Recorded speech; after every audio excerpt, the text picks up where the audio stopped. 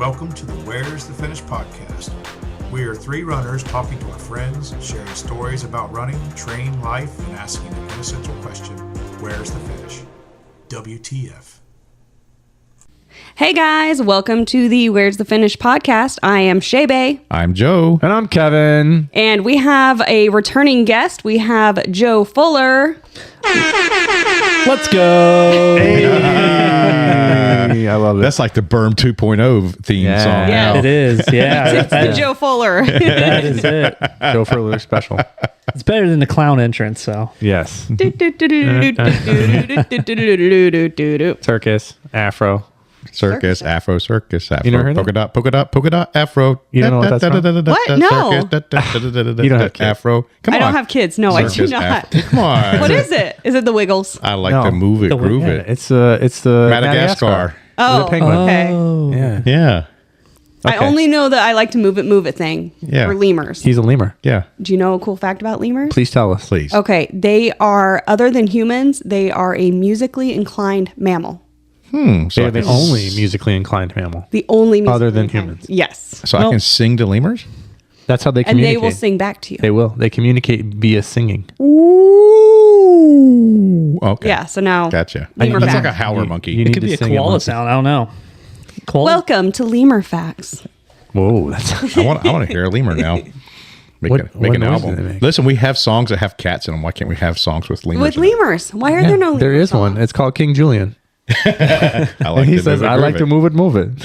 Is that the lemur character? Yes. His Okay, name is anyway, we actually Julian. we did not bring Joe Fuller on to talk about lemurs. But why not? It's fun. It is, yes. If we can get another Despicable Me movie, we need another mascot movie. Yeah, we do. Madagascar. I love it. So, Joe Fuller is fresh off of Tampa. I didn't catch your other races. We're going to talk about the other That's one. the race We'll he's get that, we'll managing, get not that, the one we'll he's get running. Tahoe 200. So Let's he's gonna, go. Yeah, so he's going to tell us all about it. Oh boy. Yeah. So I'm really interested to find out what was the process for you decide. I mean, like how do you get to this race? I mean, do you have a lottery? Do you just like I want to run it and you sign up? I mean, what's the process to get into the Tahoe 200? That's a big race. When you sign up, you basically you fill out like an ultra sign up thing, but you're just answering like this questionnaire about like your running history. Do you do this? Do you do that? What do you do? What do you think you'll finish in? And then I guess it just goes and they accept whoever they want to accept. I don't know how many people apply. That's the other thing. So it's not a lottery, but it's an application. Yeah, but I still got in being 1 in 8 or 9 in the 100 mile. Did you have to send your like OnlyFans link in to be able to get chosen? I think it's optional. Okay. Pictures of your feet. Pictures of your Yeah, that might be optional. We don't know what Candace gets up to. I don't want to. Feet are important. No hoof, no horse. No hoof, no horse. Hey, I had no Nope. blisters, so No feet. Hey, look at you. none. No Zero. feet, no finish. That's a true story. My dog's walking around underneath us. This time we're at my house and there's no kitties, but there is a dog. He won't jump up on the counter though. That's okay. Yeah. He just wants pets. Yeah. We can pet him all day. What's up, little guy? Welcome to Where's the Finish Pet Cast. Pet cast. Hey, by the way, I still have kittens. And we have the creature from the lagoon, Yes. Black Lagoon. Yeah, that thing's pretty cool. We was just talking about it. So my buddy Scott Finster was on the TV show Face Off, and he did a 50th year anniversary event at Silver Springs for the creature from the Black Lagoon, and was allowed by Universal Studios to create 25 of these replica masks from the movie. And since I supported the event and monetarily and time, he donated one to me. So I have I have number 2 out of 25 in my office. Pretty cool little. That's pretty awesome. Cool. Yeah. All right. So before we continue on with Tahoe, I have something to share. Oh, shit. Okay. Share away. Oh, that's beautiful. It's lemurs. Are you sure that's not Lucian?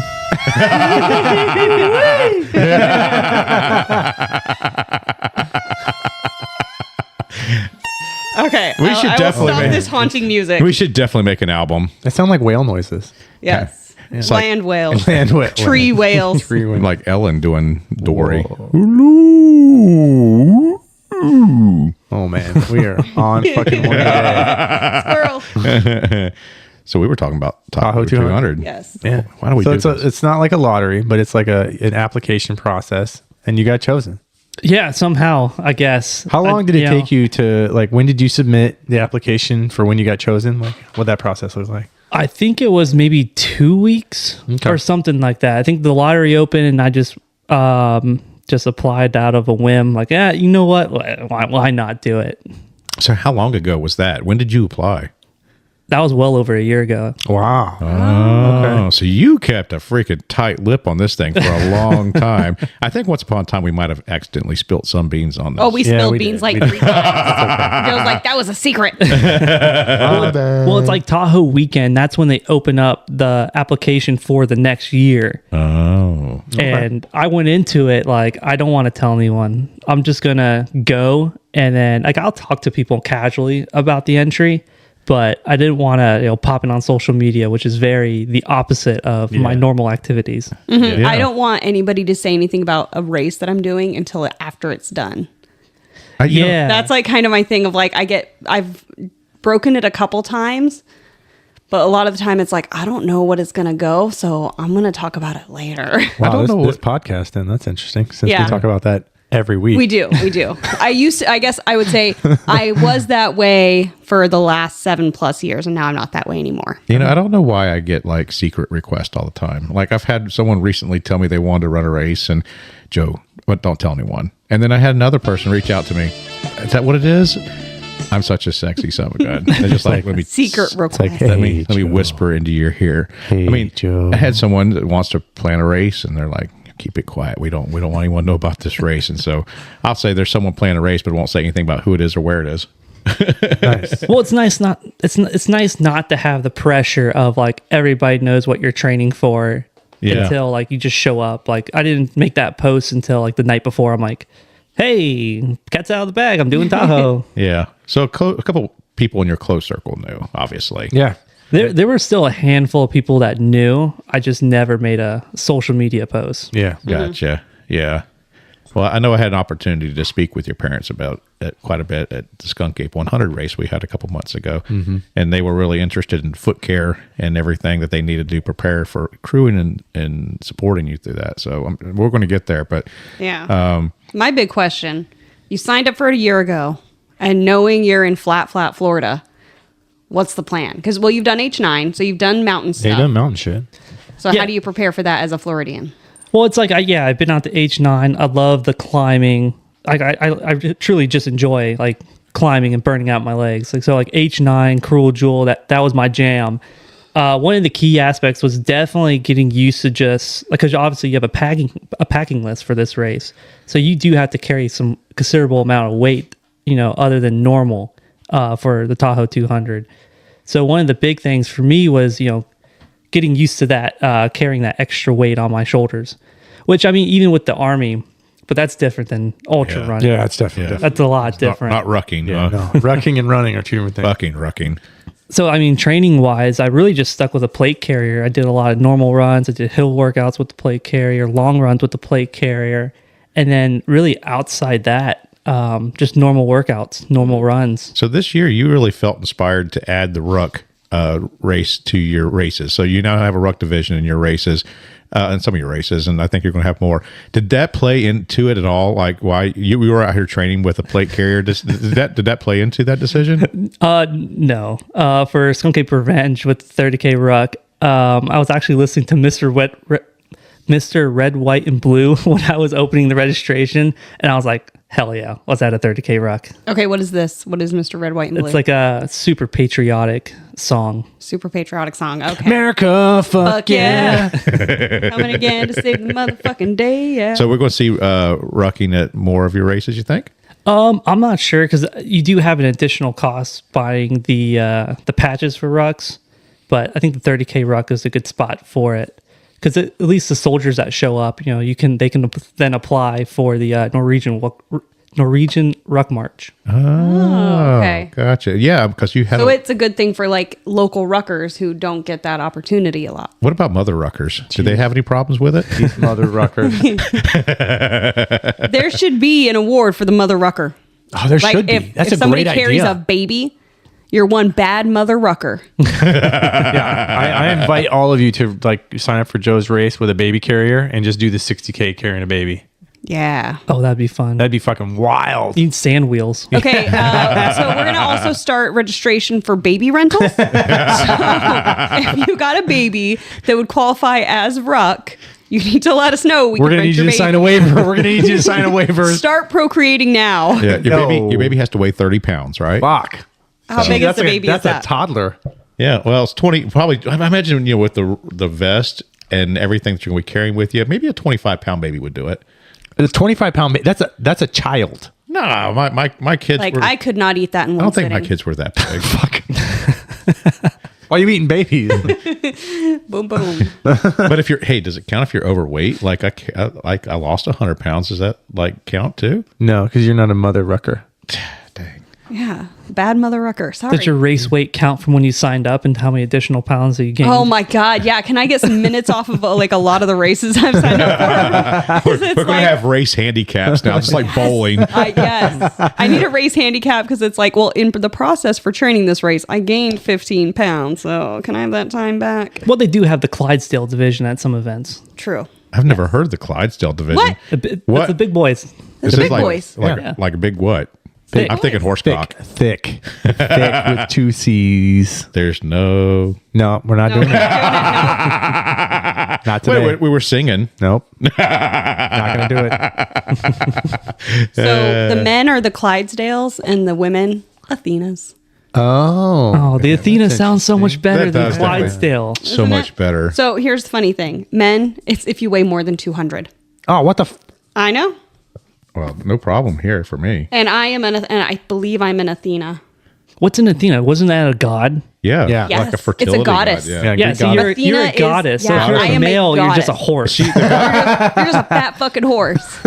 Is she like the love goddess or the fertility goddess or Yes. something? So the weight limit for Athena, according to many races, is between 140 and 160 pounds. So I am an Athena extra. I'm extra Athena. That's insulting. Isn't it? That's such a. Oh, wait, no. what- Okay. It says Athena is any female athlete weighing greater than 165. So I am an Athena still. And a Clydesdale is apparently more than 220 pounds. What was Athena's goddess Yeah, of? I'm a Clydesdale. What is it? The goddess of Athena.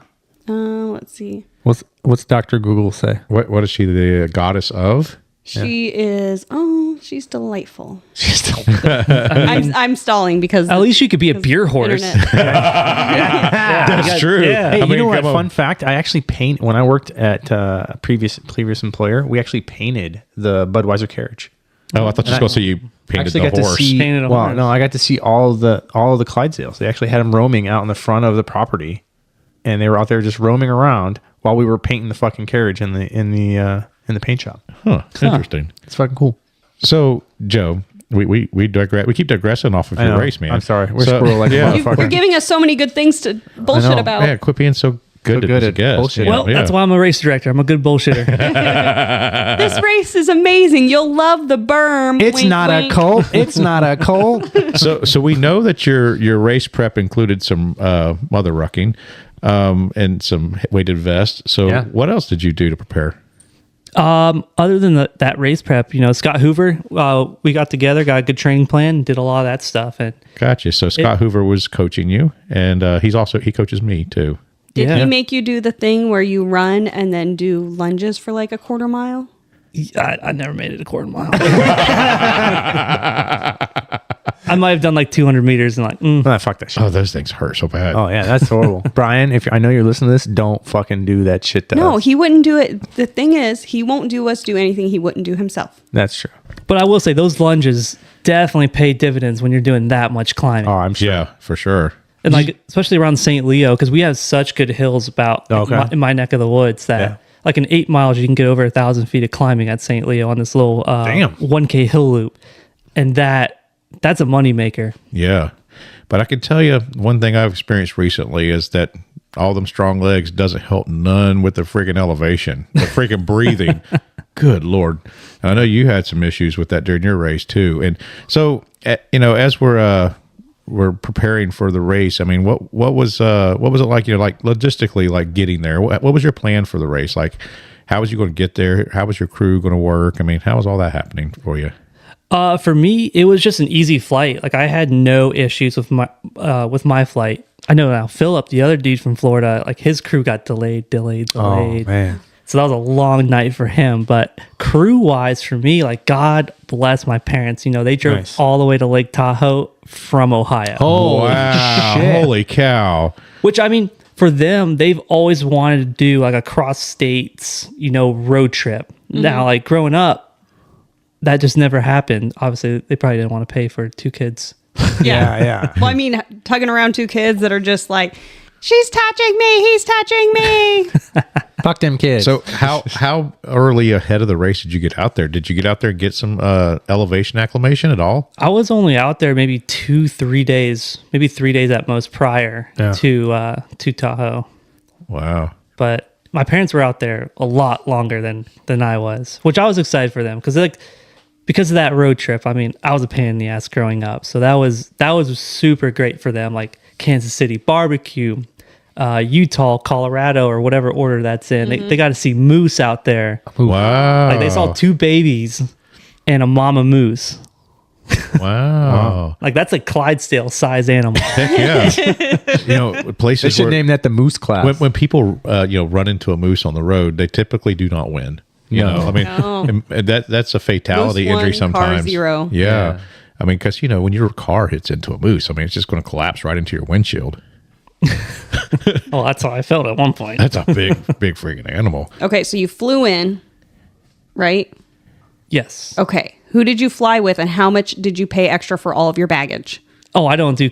I'm carry on everything. Okay. Wow. Yeah, You did the whole week and carry on? Yeah, I just had my little wheel suitcase thing, and then my backpack. Not that's a it. lot of clothing change. You must have stunk by the end of the week. Oh, I had tons of clothes in there. 'Cause, well, you got that military way to go. Yeah, Ranger roll that shit. Ranger roll everything Ranger roll in that there. shit. I was my carry on was pretty heavy this past week when I was doing some flying out to California too. Don't they like limit that weight wise carry-ons? They didn't for me. Like they 50 didn't. pounds? They didn't. Oh, They didn't carry on? carry No, I on. have no They idea. didn't weigh it at all. I just Carry walked on, in. you're carrying it on your damn self, so they don't give a shit. Yeah, as long as it'll Yeah. fit in the overhead storage compartment.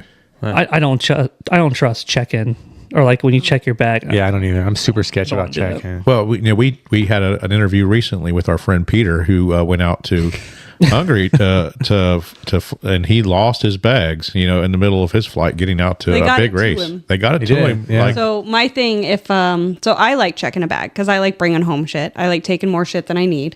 But anything that I actually need for the race that I cannot buy at a store on the way is getting put in my backpack. so did your parents mule anything out there for you? They muled a crap ton of food. Yeah. They had like the table. I had space boots I brought out. Like Normatec. Yeah. Yeah. But not that expensive. I bought the Like the off-brand. off-brand Yeah, ones? I got the off-brand ones. Yeah. I got the Romatech. Well, because the idea there was once I finally got back to Heavenly, which is the first time you can see your crew, hit the space boots, get that blood flowing through the legs with the pressure and however those things work. It worked well for Loveland when she did her across Yeah. Florida 200. So Yeah. that's why I thought, oh, that'd be an asset to bring out for this 200.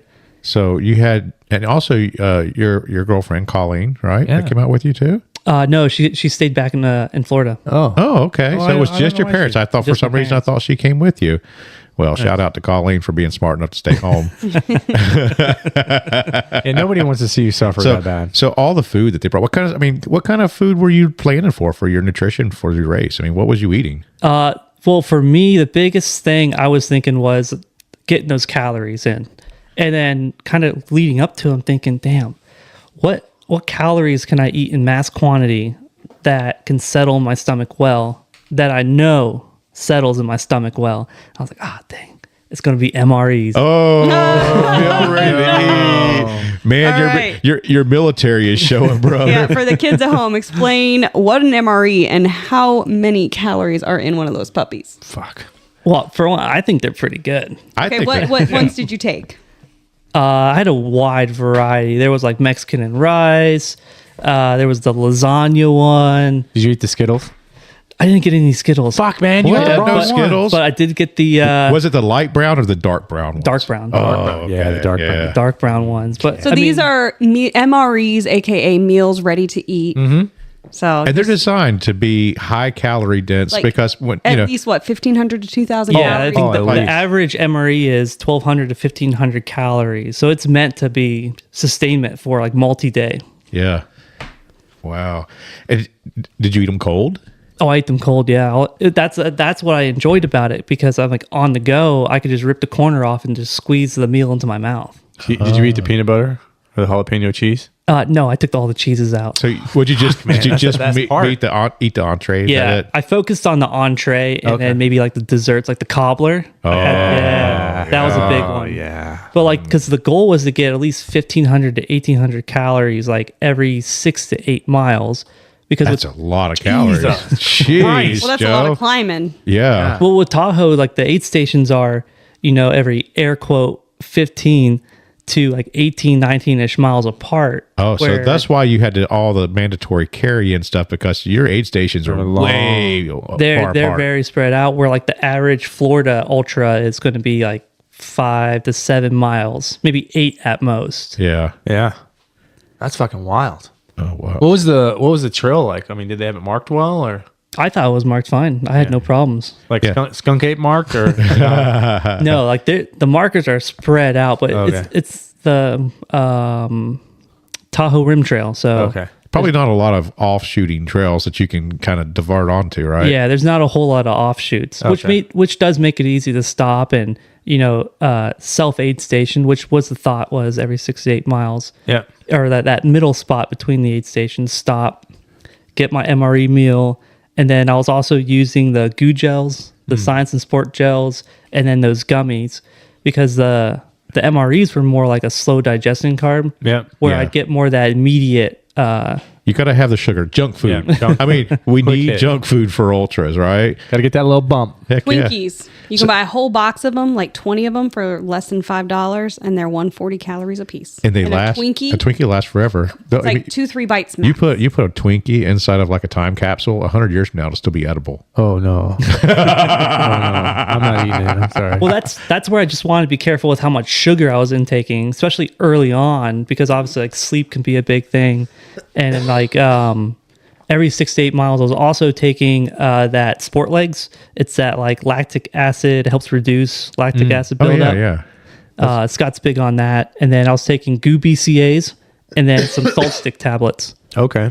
So you put a lot of thought into your nutrition. That's You got all fantastic. kinds of shit. Yeah. I know. Fucking munch on. Heck You were yeah. eating nonstop. You fucking here we go. We're taking off. For Eat. once in my life, I Yeah.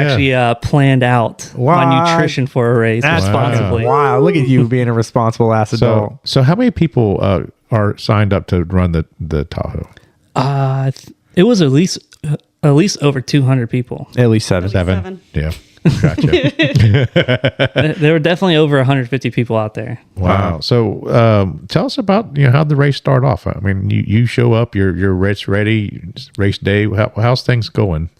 The start was actually kind of cool because you get to hear that race speech by Candace that everyone's always sharing videos like, if I get lost, if I die, it's my own damn fault. So that was kind of cool to see, just from the start. But for me, like I kind of stuck more on the outside with my parents when the start took off because I knew like I really don't need to be in the front. Which I guess if you're faster, because it's only like 40 yards, and then you take a sharp left, and then you're climbing. So You don't want to get in the conga line. that conga line is thick. Yeah. Like back where I was, there's a lot of people. Like you're just 30-minute mile in it. Yeesh. Wow. Now, So I did when I was watching the Blue Dot. I was doing a little Blue Dot watch. What happened there at the beginning? Because like I saw, like your Blue Dot was like way over here, and it was way back at the start again. Did we forget the bib or something, or what was the deal on that? Did you know anything about that? Sometimes with track leaders, it takes a good hour for that GPS to really sink in and start getting accurate. Okay, got it. So how'd you like track leaders? I know we talked about you're looking at using that as possible for some of your races in the future. I mean, I think you talked about maybe having it at Tampa. So Yeah, we'll be using it at Tampa, so you can Blue Dot your way through Tampa. Nice. Can I blue dot myself through Tampa? Can you just move the blue dot and not yourself? Yeah. Can we just do that like on the phone? Just push the little blue dot. Should go with the laptop. Oh, you know maybe. what you should do? What's the way that? you can do that is if you strap it to yourself, strap the blue dot to yourself, and then do the course. Oh. Okay. We'll just draw a big blue dot and stick it on you. just wear a We're fucking on top blue watch. Give you a shirt I'll be like with a- a blue dot on it. I'll be like a little sim. I can have like a little blue dot above my head. A little blue. What is that? Teletubby with the blue thing on his head? Was it Teletubby? I don't know. Teletubbies, there's no blue Teletubby. See, No, they have a purple, a yellow, a green, and a and red. I thought there was blue. Yeah, my daughter loved Lala. Did she? Yeah, You could wear a TV on your belly. I can wear a TV on my belly. That sounds great entertainment for Tampa 100. So how did that go for you? I mean, with that app, did it work? You think it worked okay? I think it worked fine. I mean, I was never able really to pull it up during the race, but it seemed like my parents were able to track it pretty good. Yeah. Some random people on Facebook were able to I know. follow along. Yeah, I we were watched it following. all weekend. I mean, I well, did I was out camping, so there was some times I didn't have service, but when I did, I was able to always get on there and look and see exactly where you were at. Yeah, same. Yeah. We were watching you. It's horrible. It's painfully slow. That's okay. But you think about like my average pace was only like 3.5 miles an hour, Yeah. and then eventually dropped down to 3 miles an hour. Like especially Nothing for wrong with those first, it says 14.89 miles was the first stretch. Kind of, I don't know. Add like a mile and a half. Add 2 miles to that. A lot of the Tahoe miles are a little bit longer between the aid stations, but I mean, for that first section, you've got 26, about 20 or just over 2,600 feet of climbing and about 2,000 feet of loss. Oh heck yeah, that's a lot. I mean, I just imagine the aching in your legs going up and down that, because there's no way to really train for that here in Florida. Yeah. I mean, not in a good way. But the early miles aren't bad, and the trails are really well maintained. So Yeah. given that I'm not in the conga line, like those front guys could really move through those trails, which Shae what I thought was cool. So for like, I think mile 5, 6, the conga line kind of spread out, and I was running with this dude, and this guy was a running podcast. Like for You just got to zone out and get a 2 hours straight, I listened to this dude talk about HOTS. And he was telling me this story, or he was telling, I don't know who, group, I guess. He was talking about this story about something that happened. And I was like, you know what? God, I feel like I've heard this story before. Oh shit. Do you know Joey Lichter? He's like, oh yeah, I know that guy. It was he's a dude from Utah, Jeremy Sawinski. Jeremy Sawinski. Jeremy Sawinski. Name sounds familiar. And he must be one of the regular like Hotsball State people, maybe. I think he did HOTS the past 2 years because he was talking about how hot it was this year. Oh, I met someone this weekend myself that was out there and did HOTS and Vol State, and whenever I showed them a picture of Shae, she knew exactly who she was. Oh no. So you were recognizable. I'm like, oh, my friend Shae's done that day, and she asked if you were going to do the third race. Fuck no. Oh, that's him. That's the dude. Yeah, he's You got say that he's now? got the long hair, the beard. The dude Oh was yeah, see, these are all Hots and Vol State people that I'm mutual friends with him. that dude was perfect because it just made the miles go by. Because I was just listening to a podcast pretty much. A live podcast. That's amazing.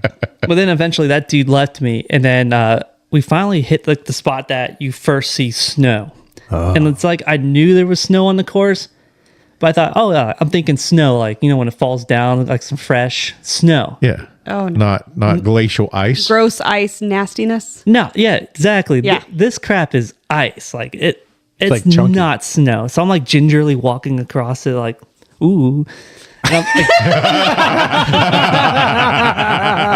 and of course, like the shoes I chose to wear. Okay, I'm so sorry everybody can't see that, but he just so did the good. best little like teetering thing. Like, well, I can only wearing- imagine him doing that while he's running. Ooh. yeah, pretty much. Because I mean, I chose to wear the Brooks Ghost Max Okay. wide, but that's not a trail shoe at all. And like nobody out there is wearing a Brooks Ghost Max. They're all like hardcore, like mountains, trails, and Is I'm just. Brooks Ghost Max basically like the Bondi? It's a Clifton, basically. Yeah. Okay. It's Brooks' I didn't know if it version was of like Clifton. super. But now, in my opinion, it's better than the Clifton. So were you allowed to have things like crampons or trekking poles or anything like that? Yeah, you could have your trekking poles. It was suggested you bring some like I don't know. In Ohio, we were calling them yak tracks. Yeah, you that's can the brand. Yeah, you can slap Like them onto spikes. Spikes. Yeah. Yeah. Which I didn't have any of that. Like, come on, I'm in Florida. Yeah. Nobody's Did going you to have have that poles, for though? you to borrow. I had you my have poles? poles. Okay. So I was kind of carefully working my way through it. And then at one point, I put my pole down and that thing went whoop, swooped right up. And then I slid like no. 15, 20 feet. And I finally jammed my pole in and kind of just gingerly shifted myself back to the rocks. Use it like an ice pick, huh? That I was scared for my life. I've never actually been like, holy crap. So how far into the race was it when this happened? Half a mile. 6, 7, 8, 9, 10, maybe 10, 12 miles. Oh, in. so you hadn't even got to the Wow. first aid station yet, and you're already sliding down the mountain. I already fell off the side of a damn mountain. And it's like the dude behind me, he went full cartoon, just like leg up, boom, on his ass and slid way down the side of the mountain. And his crap went everywhere. One pole went one way, one pole went the other, and he just whoop. I mean, how big a bank of ice was this you were on? About that big. I mean, was it like 2 inches of ice? I mean, like literally, I mean, it was like a It's quarter like mile down a or foot and something. a half thick. Oh. And like sometimes you could see footsteps that you can kind of put your foot in, but those footsteps were still super slick. I mean, I'm just imagining like some action movie, like grabbing them trekking poles and slamming them in the ice just to keep yourself from falling off the edge of a 2,000 foot cliff or something. You know, You should have played some like dramatic music through your speakers while you were doing it. Well, that on the way back later in the race, that is what was going through my mind. A little bit like, oh no, not this again. So that first fall, did you recover from it without injury, or did you have any problems from it? I mean, all I did was hit my hip, and it hurt for a little bit, but it just went away. Okay. Yeah, so nothing too wild. Like I didn't rip my pants or anything. I bet it put you on notice though that you need to really pay attention when you got to that white stuff, huh? How many miles of that was there? Like in the beginning, like was it like a mile of that or half mile? 3 I mean, miles? you had there is probably just a handful of little sections. Like they're only like maybe 15 feet, 10 Okay. feet. I mean, later there's some longer crosses, but the ground was a lot more flat. Okay. But these are like cut, like the mountain goes down, little flat a trail, and then straight down again. So you're just on the side of the dang mountain. With Oh, wow. with a big fall underneath you. Yeah, so don't fall down. Yeah, for sure. Yeah. But other than that, like that trail is so well maintained. You could just move and cruise through there. What is the name of the trail? What trail is it you're on? The Tahoe Rim Trail. Okay. Yeah. I don't know if we mentioned it before. Usually it goes around the whole trail, but because of the fires, it was like an out and back, and where they're like there's little legs, right? Yeah, there's been multiple iterations of Tahoe. So it used to go all the way around. There were fires. So then at one point it started on the other side of the lake, moved back and forth, and then now it's on this side of the lake. So this year and last year were the same iteration of the course. But that third year prior was different. And then That's a big freaking lake. I didn't realize how big it was until I was in Squaw Valley this weekend, and you could see the thing from the top of the mountain like way away. Wow. It's a big freaking lake. yeah, and eventually, because like you make it to this pass before you start going down all the way to the aid station. Like this pass, you're so high up, and you could just see the lake. Like it's so cool up there. Do you have any like issues breathing, like that elevation, or? Not until like maybe like the 50-mile mark is when that really started kicking in. So what happened? Tell us about that. Let's see, because at that point, I think I'm going. Well, okay. I have a note from you that you sent to me that I wanted to ask you about, and that you said at one point you took a poop bath. What the heck is a What? poop bath? I took gotta a be it. poop bath in a campsite bathroom. Oh, I think I just took a poop in the bathroom. You took a poop in a bathroom. So That was right before the elevation really started to mess with me. So you mean before you got the elevation, you had a chance to check in Yeah, you with your took a poop crew. bath. You check in with your crew. How did your first crew stop go? So that was well after like the elevation and all that stuff started coming in. But like before the elevation came in, there's like a 4,000, I think it's like 4,000 feet of climbing. And then it was already dark at that point, which the trails were nice. The climbs, I had no problem on the climbs. I was moving and grooving up these climbs. Like some of the people were kind of surprised, like, why is this Flatlander moving so quick up these hills? Well, he's a goat. Made for it. But like that climb wasn't bad. Going up those 4,000 feet, no problem. Well, the skunk ape and the yeti are just relatives. Yep, exactly. That's true statement. Yeah. Yep. But it was The Bigfoot's theirs. Oh yeah. yeah, it's Bigfoot over there. Yeah. Bigfoot, whatever it is. 'Cause Sasquatch. yeah. Sasquatch. Yep. Yeah, Sasquatch, not. Same shit, different name. Yeah. Yep. But yeah, that was the Housewives of Armstrong where you have all that climbing, and that wasn't too bad. That's also where I took that poop. You took a poop bath. Well, because like you pass by this like the campground. And there's like a bathroom there, and I remember that coming out. Like, ooh, I should remember that for later. So did you shit in the woods? I did. Nice. Yeah, I did. Did you leave it? Did you dig a hole 6 inches deep and then take your toilet paper back with you in a plastic bag? I read the Skunk Ape 100 rule list, by the way, sir. Yes, I sure did. Okay. Which I actually did though. Actually, Nice. yeah, I had that extra That's good. plastic bag was actually just for nut chafage, which had never happened. So I used it for Yeah. So what lube did you use then? Aquifer. I'm a big Aquifer fan. Okay. You That- just put it on your feet and your balls and everything? Everything, Wow. anywhere. Wow. Well, did you do taping on your feet? Too, or no? So I guess for the foot care, yeah, I did tape my my two like little baby toes. Yeah, pinky little toes. pinky toes. Tuck toes. Tuck You toe. get the tuck toe, and then they turn into Turns blisters. ender? Yeah, they like to Yeah. bend all the way over. Yeah. I have And then that. the whole damn thing turns into a blister. I have the same thing. Which at long haul, one of them like exploded. I was running, and all of a sudden it was like pop. I felt like this is what a car feels like when it blows a tire, because I went to the ground.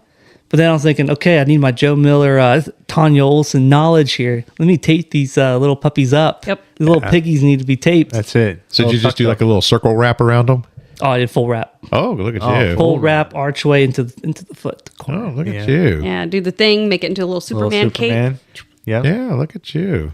Yeah, it was very well done. I had the opportunity to speak with your parents a little bit and before this race, and they talked about, and I sent them the foot care kit, like this is the, and I seen a picture of, they sent me of all of all the supplies, and there was all this stuff laid out of fantastic foot care kit. So you got all the stuff. Oh, it was like everything you could need, from like scalpels, needles, skin tack, Nice. macetol, like even little things for like oh shit moments, like Imodium and bee sting stuff. Oh shit, literally. Oh yeah, man! What a great kit. Now, did they financially support you in the race a little bit with that?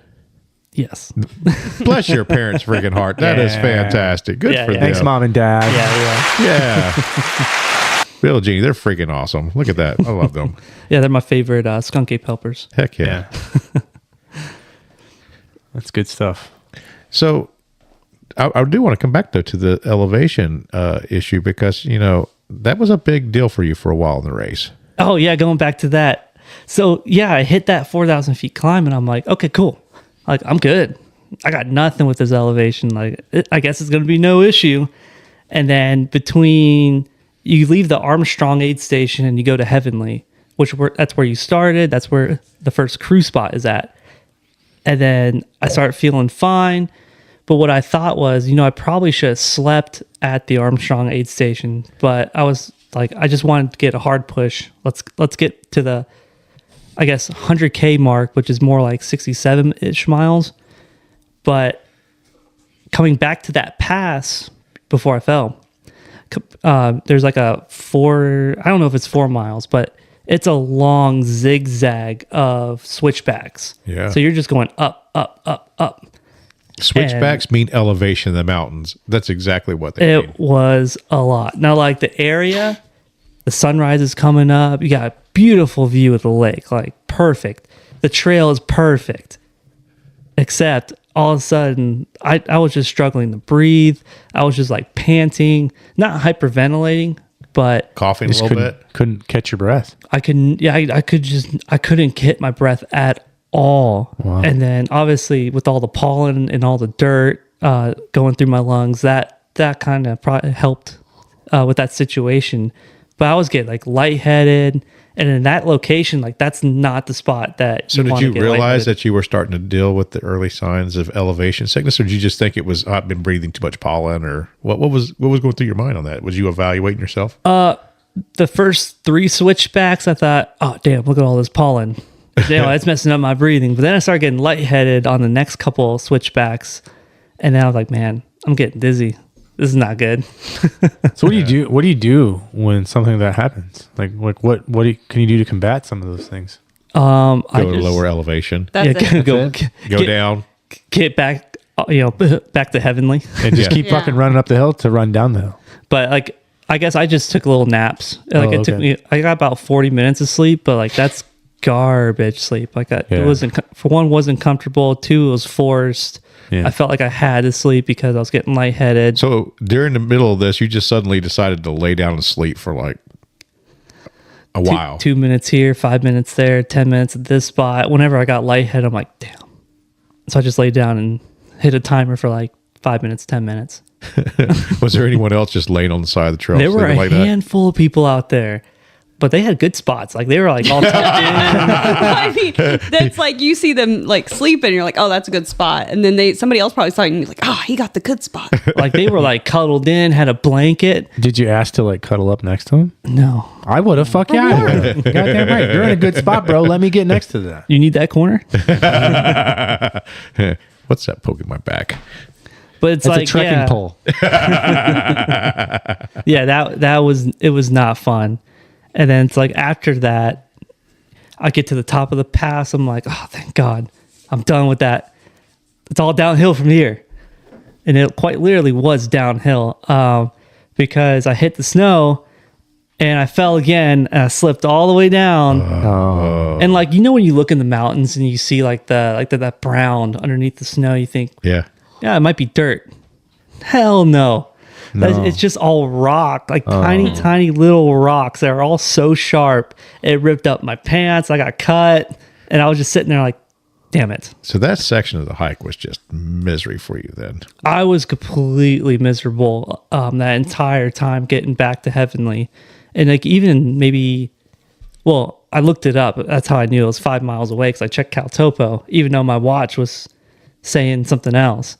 But like there was a couple who I leapfrogged a bunch of times, and they were out there just kind of, I don't know, taking a break, grabbing some food, chilling for a bit.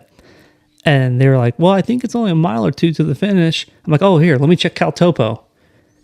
Never check Cal Topo. Do not don't say that, because your entire thing on Tampa is, have you looked at Cal Topo? Okay, let's call the number. Have you checked Cal Topo? Just take the next road over. It's Cal fine. Topo is required for all the turns. But I looked at Cal Topo where on Cal paper, Topo is depressing. I had 2 miles to go, and I look at Cal Topo and it's like 5 miles to go. I'm like, oh. No. And it's worse because like you keep going and going and going, and then you see like the ski lifts, and I'm thinking, oh, cool, I must be almost there. So I Fucking stop. take a ski lift down. I look at Cal Topo. Oh, we're on the wrong side. That's a different ski lift. That's the other side of the ridge. Demoralizing. But it was cool. I got to see like the Nevada, California state line. It was like this post. So did you like stand on both sides of the state line? I did. I stood there. Did you pee on each side? That would You could have just It's like Nevada, California, Nevada, California, Nevada, California. take that. Fuck you. So But yeah, I finally made it to Heavenly, and like you could see it on my face. I was done. I was miserable. I was done. Like I was so over it. I felt like garbage. And then like I was definitely a dick to my parents, which I feel bad about in retrospect, but sometimes it's ultra and those things do happen. So when I do, anytime somebody crews me, I always do like a little, here's how to crew and pace me. And one of the things in there is I'm probably going to be mean and snap at you. I'm sorry in advance because I don't know if I will. So when you started coming down from that, because that was the highest point in your race too, right? Yeah, it was the highest point. Wow. Yeah. So when you started coming down, did you get any relief from the breathing issues you were having? None. Zero. No, really? It wasn't until, so when I got back, I hit the space boots, I ate a little bit, and then I took that 30-minute nap in the truck. After I took that 30-minute nap, my breathing was a lot better. Yeah. So that's why I'm thinking in retrospect, if I would have slept and gotten some sleep time at that Armstrong aid station, that second section or that segment to Heavenly would have gotten a lot better. Yeah. Okay, so did the Armstrong place have like a sleep? Was it one of like the designated sleep stations with cots or anything? I don't think it was. Okay. But like when you leave Armstrong, there's a climb, and then it chills out for a little bit. That would have been the place I thought, in retrospect now, I should have slept at the top of that climb leaving the aid station. Yeah. So what was Heavenly as far as mileage? That's like 67. 67, okay. 100K-ish, but in reality, it's more like the 67-mile mark. So I think about this point, it's probably when your mom was talking to me. Yeah, 'cause that's how done I was that my mom called Joe. Yeah. Like, phone a friend because he's pissed. It was at this moment that he knew. He fucked up. So yeah, I'm out camping, and of course we're watching the blue dot, and I know he's at the aid station. I could tell from that. But his mom texted me and tried to call me, and she's like, "Hey, Joe, I need your help." So I'm with some family and stuff. I'm like, I gotta go make a phone call real quick. So I walk away and I get on the phone with his mom, and she's like, "Joe, he is in a bad place." She's like, he fell down, he got hurt, he's having really hard time breathing, he's coughing, he's moving really good. We think he looks great. But he is ready to quit. I don't know if we can get him out of the aid station. Jesus Christ. I was so defeated. He was. But apparently you looked great. So I mean, that was helps. the thing. That was the thing. Is everyone's like, he's moving fine. There's nothing wrong with him other than mentally, he's just fucked up. He's just not feeling good, and he needs to get going. And I'm like, well, when does he get to pick up a pacer? Because I know that he has a pacer in the queue waiting for him. And I'm like, they're like, probably the next aid station, I think he's going to pick up the pacer. I'm like, you need to get him, we need to get him off the ground and moving and promise him that there'll be, someone that can get with him when he gets to the next aid station. And I think, having that pacer with him is going to keep him moving. So that was at mile 67. 67. What was the mileage to the next aid station? I forget what it was. On paper, it's like 17.95, Oh, wow. but reality is more like 19 20. and a half. Yeah. Fuck.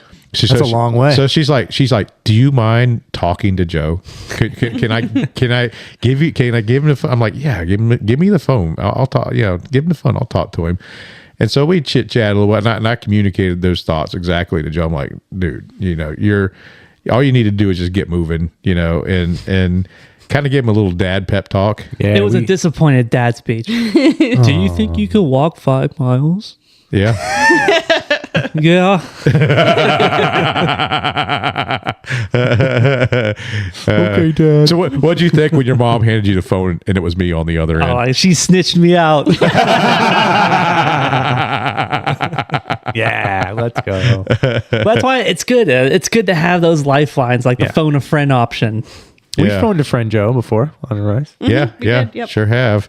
Yeah, we had a Shae When I was call. doing Lost, Shae call. yeah. Yeah. Sunrise, and I was like, Joe, this fucking sucks. Got nice little screenshots of the video Yeah, chat. that's That was pretty fun.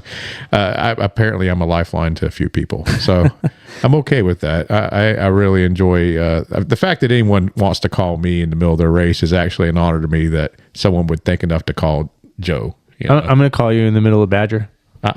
And find out where I'm at. Yeah, hey, where you at? Which aid station are you? How many miles are you behind us, Joe? Like 30. No. Well, it's like, so Joe gives me this disappointed dad speech or pep talk, however Joe wants to word it. I like disappointed dad. That This is sounds disappointed dad speech. Like, don't quit on me now. Put the Yeah. fear of dad in you. But so yeah, I did get up. I got my head out of my ass and I started moving again. But like the coolest part, which probably was more like sarcasm to my dad, I was like, "Will you fucking run out this, or you do this with me, or whatever?" And he did. And he did. bad. Yeah. So my smart ass comment, which ended up being super cool. Like, it's so cool. Like, I got to do the race with my dad. That's awesome. Yeah. Because he came out for 6 miles with me, did the little road crossing, And then, so it was super cool to have that like father son moment. Did he go out and then have to walk back to the aid station? Yeah, he hiked some. Somewhere else. Oh, okay. I don't know where he went. Yeah. I know it was great to have him with me. If Bill is listening, we want to know, where did you ninja off to? Where'd you after go, left Bill? him? Like he was looking at the map, like, okay, well, there's a road here. Oh, I'll smart. just cut off to Smart. this road. And so, yeah, as Mom said, Like, why don't I get the road? so I That's not checked fair. back in with her, and she's like, yeah, his dad's out with him right now, and he's moving. He's doing pretty good now. So what did he think of the course? Well, okay, to be fair, now it wasn't super elevation where he was at. Oh, I can only imagine what he said. I can only imagine. Caveat. There were definitely some cool climbs where he was at too, though, because you get the rocks, which where he left me. If he would have stayed for half a mile more, awesome view of the lake. Oh, Like this great overlook. You got to see the lake. Like that spot, super rad. Nice. did you take a picture to show him later? I took so many pictures. Yeah. It's the most interesting thing. It's like you have the most pictures of anyone I've ever seen in a race ever. Well, that was nice about Tahoe is like there was service at so many locations that I'm like, cool. I can just report every aid station to aid station and dump these 40 pictures I just took. That's the most interesting thing, crewing someone under 30. I'm going to say under 30 because when they should be sleeping, they're social mediaing. Yes. I've seen that quite a bit. I said, put your phone down and go to sleep. It's sleep time, not phone time. There's nothing on your phone that's going to help you sleep right now. Somebody who definitely has teenagers. Yes. But it's like, well, I couldn't help it for this next section because you're going from Heavenly to Spooner, where what Joe said, you could pick up a pacer at that point. But it's like you do that cool climb after my dad. The trails are pretty chill. You're going through another park, super wide trail, very nice, easy going, and eventually you start climbing. So basically, you're just going to go up to Spooner Summit and then go all the way down. But in that section, there's an absolutely amazing ridge line, picture worthy, awesome area. But the trail, holy cow! Like I think for me that was the most I only did 100 miles of the course, but of the 100 miles, Spoiler alert. Yeah. of the 100 miles I did, that for sure is the most technical section between Heavenly and Spooner, because like the rocks on the trail on that opening area, it's like baseball size to football size of these jagged rocks. So like using your poles, useless. Like you just got to watch your step the entire time. You just got to figure out exactly what the best footing is, and if you're wrong, well, go fuck yourself. Yeah, that section, super cool to kind of like look around, but you had to look at the ground almost the whole time. Otherwise, you're just going to roll your ankle somewhere. Oh, man. And it's like, I'm thinking after it, you start going down. I'm thinking, oh, heck yeah, like I can really enjoy this downhill. Nope. Same thing, just smaller, jagged rocks all over the trail. I bet you that slowed you down quite a bit in your pacing too. Yeah, I was only moving maybe 2 miles an hour for a bit there. Wow. And then eventually I kind of picked back up to 3 miles an hour. Were you ever at like any kind of risk for cutoffs, or were you like just nice and secure?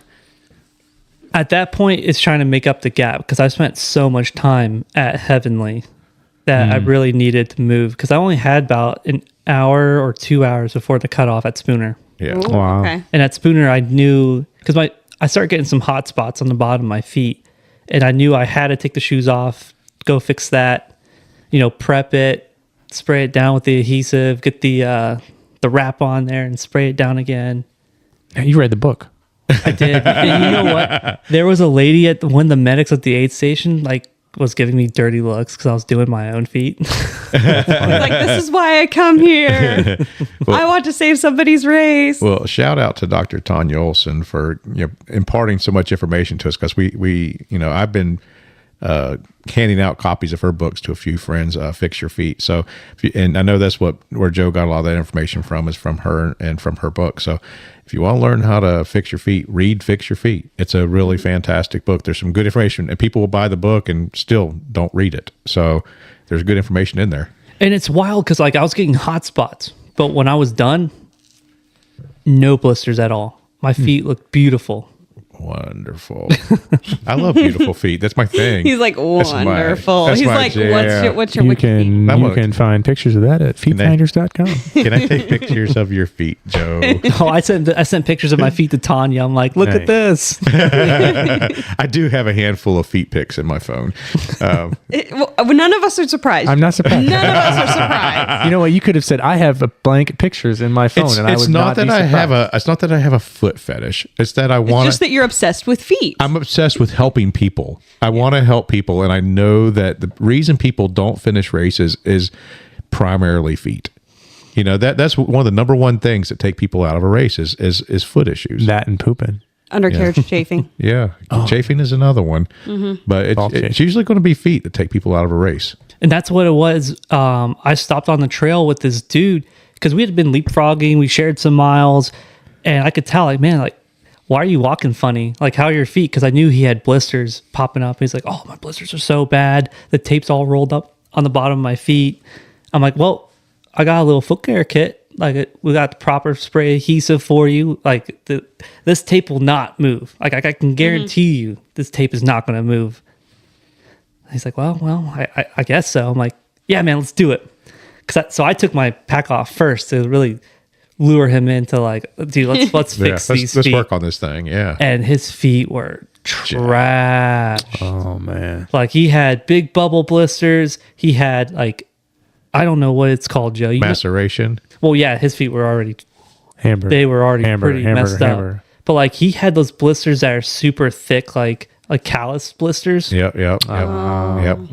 Cut the blisters off. Like Cut the deep, callus deep, off deep. first. Well, that's a sign Well, that you can get a really deep blister that's basically, it seems like your entire dermis. Well, is, like, you can. over You the get the blister. blood blister, and the problem with popping a blood blister is you can enter in a lot higher chance of getting infection from it. It's fine. Send But it. you know, in the No. middle of a race, you got to do what you got to do. I mean, we'll deal with that later, but yeah, I mean, and usually that callus is a sign that that's where the blisters occur all the time for Yeah. that person. Yeah, and it was on both his heels. Oh, Yeah. heel. Heel blisters are the worst. They hurt so bad. So I prepped it, cleaned it. We did all the work, and then just sprayed and taped, and Look at you being. he put his shoes back on, and that dude finished. Wow. Yeah. That shit. He shout out to Joe for fixing feet on the trail. Tanya's going to be proud. I was trying Yeah. to find him on social media, but he doesn't have Facebook, so I couldn't find him. Well, that's freaking awesome that you was able to do that for him. So you were really suffering at that point too, right? When you fixed his feet, or was that earlier in the? I was feeling a lot better, but it did help me, like, get that little motivation of energy. Like, Did you guys see the Yeah. picture of his pants from when he fell I down? did. Yes. I did. It looked like a grizzly bear just shredded his britches. That I sounds mean, like a much better story than falling down. A grizzly bear shredded my britches. well, it's like those pants are they're meant to be super lightweight, because for like those ultra backpackers or whatever. yeah. So They're made for people that are like Magic Mike, and they just whoop, Those are whip You 'em could off. probably, if you start with a little tear, you could definitely rip those off in Hulk one Hogan go. style. Like I Hulk don't Hogan. see Yeah. nothing wrong. But they were so warm, so they were great. They were light. They packed into this like little tiny ball, so it definitely fit in my pack really well. Interesting. So you wore that in the overnight, or like all the time because it was cold up there. Whenever I felt chilly, which was mostly the overnight. How cold did it get overnight? I have no clue what the temperatures actually were. Like, it was hot for some people. For just being from Florida, I wasn't that hot. But I mean, I still took the salt tabs and everything like I should every 6 to 8 miles. So I never really, I never felt thirsty or dehydrated like at all. Like, I always drank what's on the back of a pack? Is that a 2 liter? I mean, it depends. Usually, like Liter and a most half, of the time, too. like a 2 liter bladder. Yeah. Like, that was the first time I ever wore one and used it. yeah. Wow. Wow. Okay. Wow, okay. All right, Joe. Do something So new you've on done a race lot of day. the ones that have aid stations pretty close. Right. Yeah. And like I figured the added weight, I'm like, oh well, at least I had the plate carrier, so I was just gonna mimic the weight. So I didn't Yeah, really think that's to true. ever use it before. Yeah, because there's like water requirements for sections. You can't leave without having this much water, this much calories. Yeah, they definitely want that. And then I had the 2 handhelds in my vest as well. Salt But flask. even with even with all that water, I still never finished all my water between the 2 aid stations. I still had water left. Yeah, So- it's 20 miles, so I can see that. So you get to the next aid station after that. Where's the next aid station stop at? So once you get to Spooner, then it's to Village Green, which is that 100-mile mark. I think it's like 99 point whatever on their map. Yeah. But reality, it's well over 100 miles at that point. Okay, so before here, you've picked up a pacer though. Yeah. So tell us about your pacer, man. Dude, I got so lucky getting a pacer because original the plan was no pacer, which if I didn't have a pacer, that would have been miserable out there. Yeah. Like that night trek, that overnight trek would have been horrible. And you got a pretty badass pacer too. Yeah, you do. The man knows how to run. Yeah, he does. Yeah. Yeah, so it just so happened that Luke Vidal and Nicole, I guess Nicole had a timeshare thing going on where it was like use it or lose it. And so they came out to Lake Tahoe because there's a Lake Tahoe half marathon on that Saturday morning. So they came out for that and I get, just to use the timeshare. And Luke had reached out like, hey, we're going to be in Tahoe. And I was like, hey, you're more welcome to come pace. I can't see him saying no. Yeah. The man loves to run. He's such a good guy. They have a race like every weekend or every other weekend on the calendar year. Yeah. Yeah, I believe that. So that was great now having a pacer, especially for that overnight, because that overnight I was so sleepy. Like I was so tired for so many sections of that. Like some of it was just a complete blur, which thankfully I had Luke running in front of me just to follow that light. Yeah. So how'd that logistically go? How'd it go with him like jumping in? I mean, how'd he get there and all that? I mean, so you can't crew from Spooner. So basically my parents just had to drop him off and like hang out off in the distance. and how many miles did he actually end up pacing you? Probably more like 19 and a half, maybe 20 miles. Okay. Nice. Because I think on paper it's just over 18 miles. Was he prepared to go another 100 miles with you? After doing a half marathon in the morning. Yeah, so wait, did he pace all night and then go do his half marathon? His half marathon was in the morning. Nice. And then, so obviously he's been awake for 24 hours Yeah. at a certain point. Yeah. At some point, we need to have him on our podcast because he is a fantastic runner. He's been tearing up the trails in Florida. Yeah, I mean, he's a fairly new runner, but he placed at Skunk Ape 100. Yeah. And then he also did really well at the Arbuckle Ankle Biter. Yeah. And he's had quite a few races in recently. So, Breaking out. he is breaking out. Yeah, he's doing a good job. But yeah, like this section was cool. But once you leave Spooner, it's probably, I want to say 6 miles of just climbing. Now the trail, super clean, super open. It's not that technical, but you just keep going up. And like they said, it was going to get cold, and eventually it really did get cold.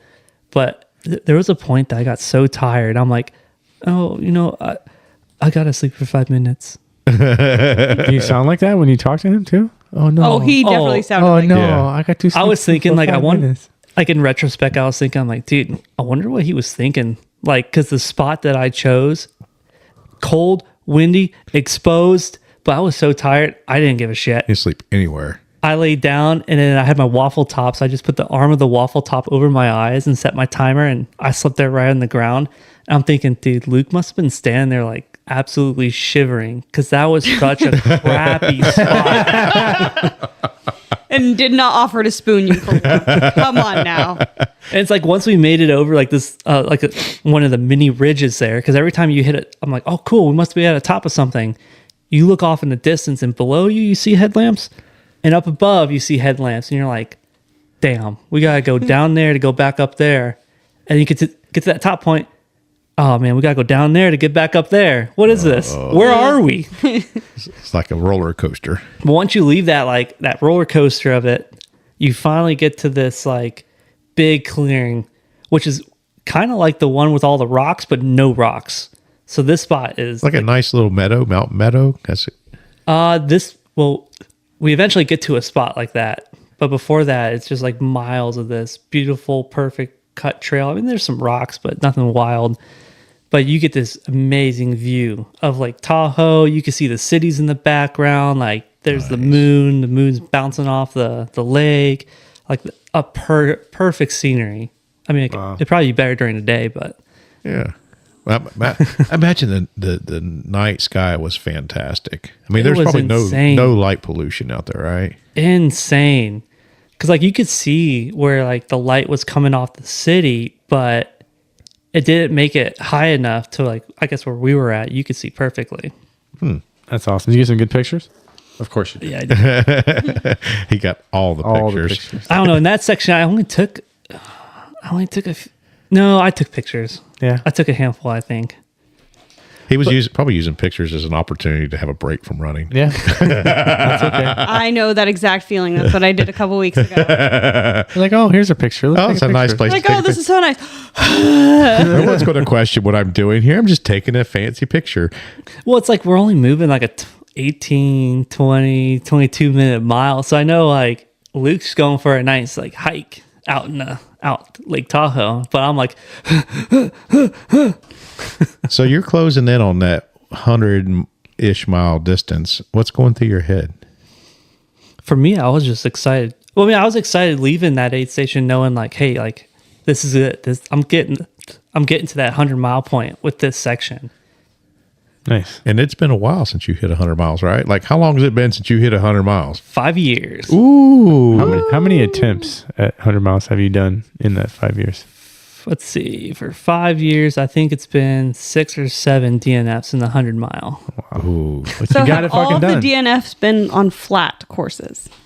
Mostly flat. Yeah. Yeah, mostly flat. I mean, Cruel Jewel, but I kicked off a new training plan with Cruel Jewel. So that one, Yeah, it's a bad idea. So you broke your 100-mile streak, but did you break your DNF streak? well, no.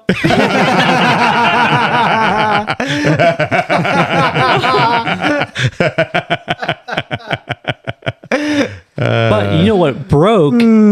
So we were crossing one of those meadow things that you're talking about, and there was a shit ton of snow. Yeah. And so I'm like, because I don't have any of this like winter gear, I'm using my poles just to go like right in front of my foot, right in front of my foot. Luke is moving, and all of a sudden he puts his pole in the ice snow crap, and all of a sudden he falls, pole snaps. Luke goes sliding down. Oh, so Luke had an adventure too then. So Luke was down a pole in that pace. Oh, man. So wild. how much elevation gain did you get? Because I was looking up the race, and for the entire one, it's about 37,000 feet.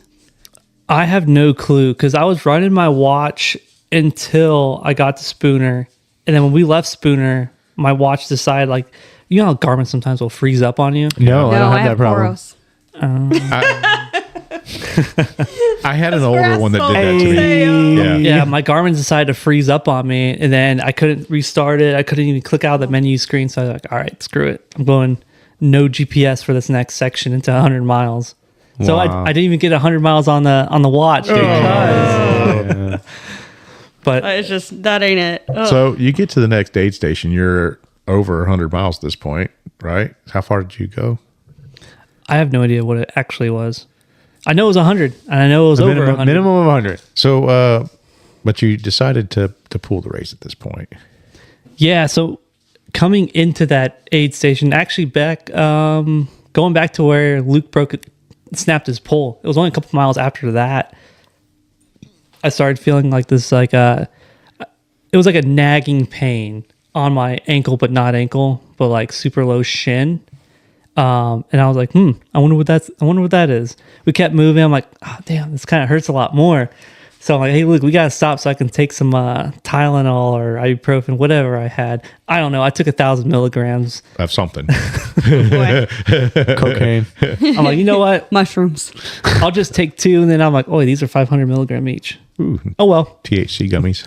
Oh, shit. So I took that. The pain went away for a little bit, but it really depended on how I landed on my right leg going through those miles. And then eventually there's like this super long, the whole time I kept thinking, you know what, I could use a nice road. I would like a nice forest road. That'd be nice. And you get a lot of it. Like once you leave the trail, like you're going downhill on a dirt road, then you go downhill on a dirt road, and you go downhill on a dirt road. And I was thinking, okay, never mind. I don't want this. And it's Because then you're beating yourself up because you're like, I should be moving faster on this surface. and then you're getting closer because you can see the lights of like a town or like the lake houses or something. And you think, oh yeah, it must be close to this aid station. And we get to a point and I look at my phone and I'm like, nope, still, damn, that's like 2 hours at this pace. Oh. You're doing trail math. We still Trail got, math is dangerous. Yeah. we don't still do got that. 2 hours to go. And we don't do that. Don't. And do it was that. like the weirdest thing was we saw maybe like 2 people on the overnight, but coming down this hill, all of a sudden, like there's a group behind us, there's people passing us. We're like, where did all these people come from? Like they spawned from a video game. NPCs, now that you can actually see them. Where were they were they just camped out in the woods somewhere and all of a sudden we're like, whoa, hey. But it's like on that downhill, it kind of started hurting. So I had to walk all that downhill. I couldn't take any advantage of that nice, smooth paved. Damn it. Not paved, but smooth, It's paved groomed enough. dirt. Yeah. No berm 2.0. No, there was no berm 2.0. But it's like eventually you make it to the road. You do this weird, you follow the road, and then this dude directed you onto this like fitness trail, which you then have to cross the street. But I'm like, okay, for one, we're over mileage. We could have turned left at the other road and just gotten here quicker. But whatever. You follow this little fitness trail thing, and that's what takes you in the Village Green. You see the aid station, they check you in, and then I went to my parents' truck where they had everything laid out. They're cooking quesadillas, which was great. Yeah. But that's when I went. I wanted at least 40 minutes of sleep. So I tried to lay down in the truck. I tried to sleep. I couldn't get comfortable. Then I'm like, okay. Well, because my not ankle was hurting. I'm like, okay, maybe it's the shoes. I'll just take my shoes off. Can't get comfortable. Took the shoes off. I'm like, damn, this really hurts now. Now it's just like pulsating.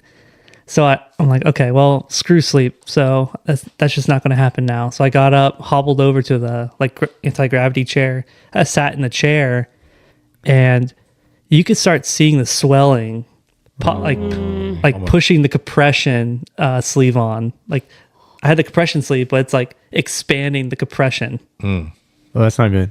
I'm like, uh-oh.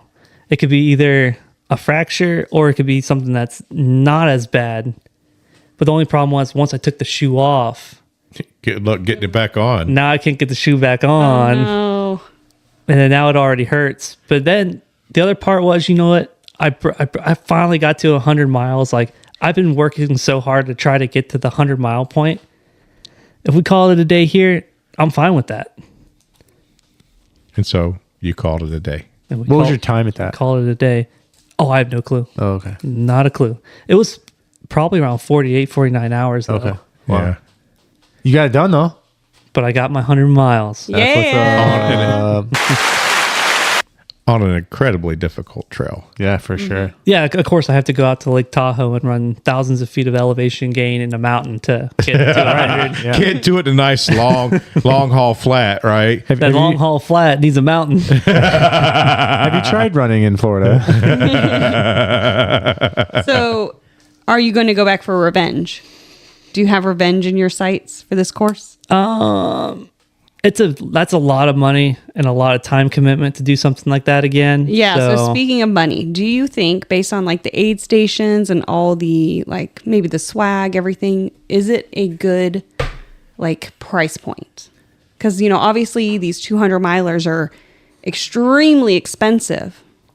I feel like Or you basically said you provided a lot of your own aid. So if you're going to move at that like 20-minute mile pace, don't expect all the aid stations to have everything that even like 16 or 18 mile an hour people or whatever pace that they're going to have. So Yeah. Like one of the aid stations, they ran out of quesadillas and burgers and all that stuff. So all the aid station had was soup, broth, chips, and some bacon, which was kind of a bummer, but like I was at least prepared with enough calories that like, okay, cool. Yeah, I remember the conversation a couple times about aid stations at this race. So tell us what about the aid stations. I mean, What kind of I food? know you had some opinions about these aid stations at this race. Some of them were a lot better than others. Like Spooner had pizza. They had full food, full drinks, still had soda. Great. What was the first aid station in this thing?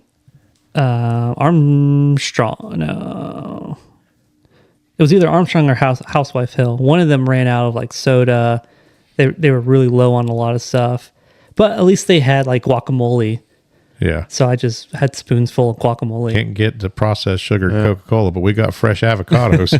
Yeah. Free shabakadoo. Free shabakadoo. Yeah, I feel like if you're going to be that 20-hour or 20 20-minute mile. Yeah, if you're doing a 20-minute mile, that you should definitely prepare at least a lot more calories for yourself. Yeah. Yeah. Especially for that first part, because you spend 67 miles without a crew.